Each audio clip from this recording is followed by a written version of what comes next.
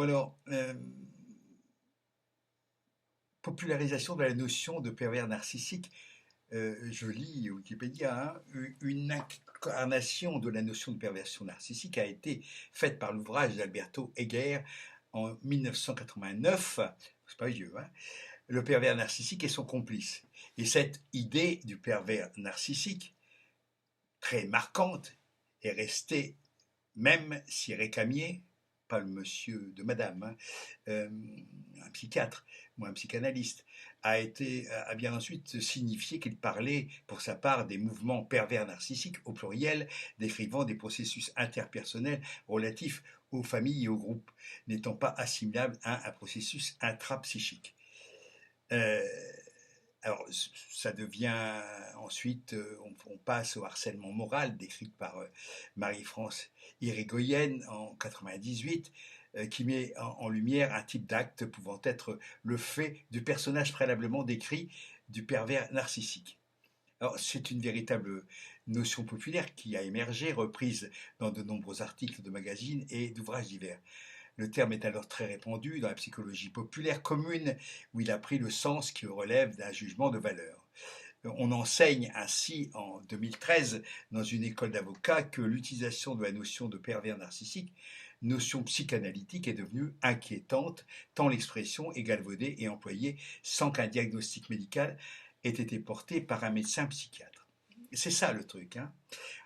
J'ajoute que le pervers narcissique, c'est comme la crise de foi, c'est franco-français. Il n'y en a pas ailleurs. Ailleurs, on dit des psychopathes. Mais le pervers narcissique, c'est une fabrication typiquement française, comme le camembert euh, au lait cru. Alors, il n'y a pas, vous ne verrez nulle part, euh, sauf sur le net, où il y a une quantité phénoménale de gens qui n'ont strictement aucune compétence, strictement aucune, ou très peu. Et certains se sont fait des spécialités, comme M. Bouchou, par exemple, qui est un spécialiste. Il s'est autoproclamé spécialiste d'une, d'une,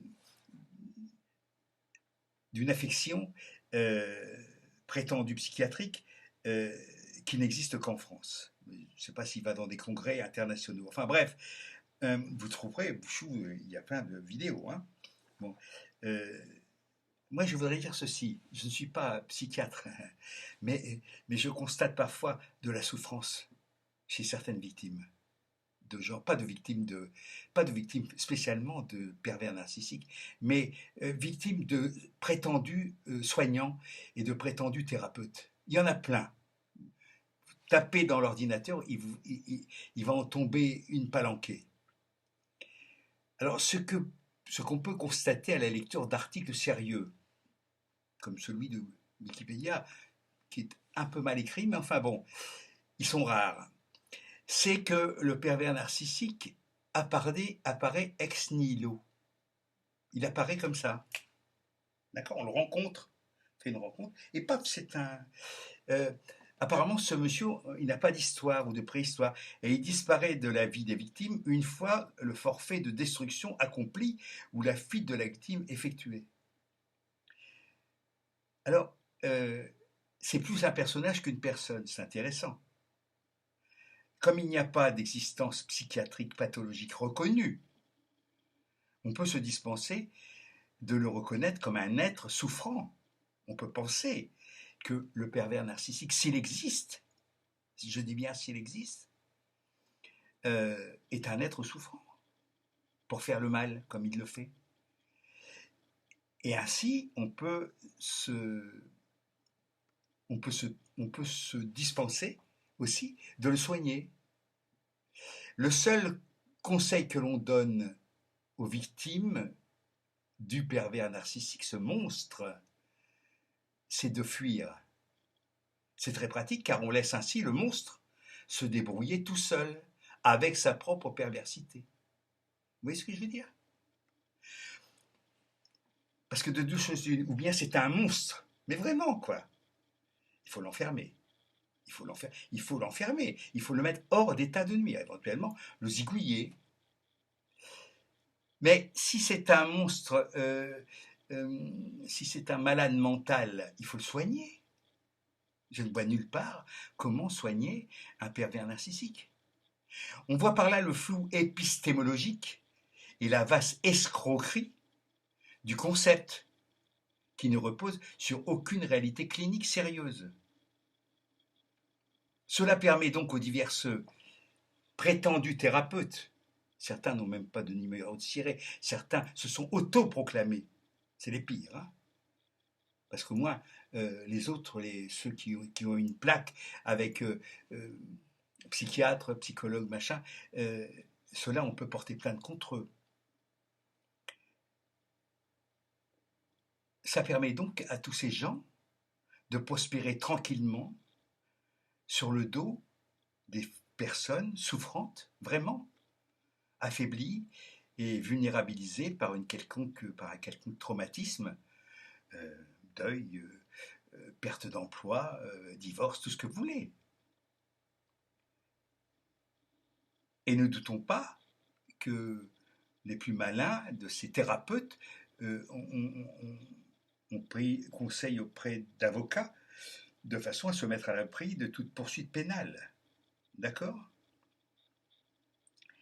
Alors, moi, je veux bien que l'on parle d'affection psychologique. Moi, je peux le dire, j'ai souffert pendant très longtemps, pendant 10 ans, d'une névrose d'angoisse. Une névrose d'angoisse. À l'époque, il y avait dans le catalogue la névrose d'angoisse, la névrose, d'autres névroses, euh, le côté maniaco-dépressif, entre parenthèses, qu'on a remplacé par bipolaire. Je préfère, moi, personnellement, maniaco-dépressif. C'est plus clair. Hein, voilà.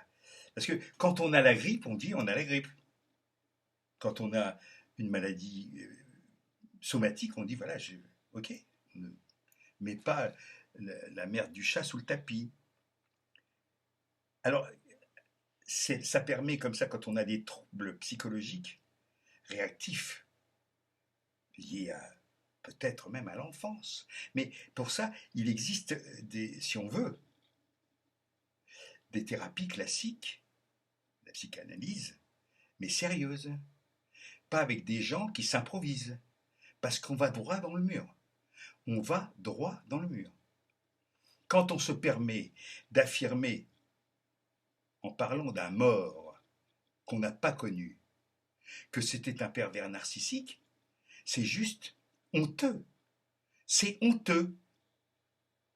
C'est pas seulement médiocre, c'est honteux. Et ça mérite d'être puni. D'accord? On n'a pas le droit d'affirmer des choses quand on n'a aucune légitimité, d'affirmer des choses sur des gens qui ne sont plus là pour se défendre. C'est comme ça. Alors, à tous mes amis qui auraient tendance à voir des PN, on dit PN maintenant, des PN partout, euh, méfiez-vous des prétendus thérapeutes qui sont de véritables empoisonneurs de votre cerveau. Vous ne mangez pas de la merde. Eh bien, ne consommez pas de la merde apparemment psychiatrique. Méfiez-vous. Voilà. Et je dis hasta la victoria quand même, parce que franchement, certains ont souffert et souffrent encore de diagnostics, mais d'une connerie absolument révulsante. Hasta la victoria.